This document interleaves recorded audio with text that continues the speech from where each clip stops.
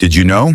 A lot of people think sperm meeting egg just happens naturally, but in reality, it's more like an ultra-challenging obstacle course. Every time a man ejaculates, around 2 to 300 million sperm set off together. It sounds impressive, but the journey is anything but easy.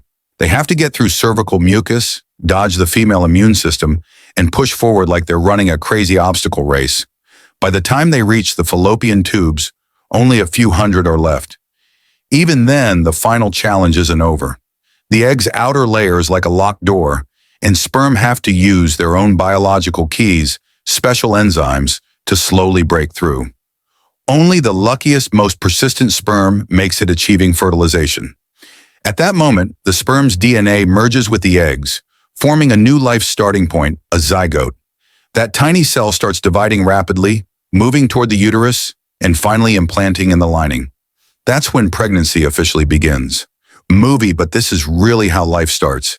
If you had to pick, which do you think is the hardest challenge? Making it through the entire journey or breaking through the egg's locked door? Share your thoughts.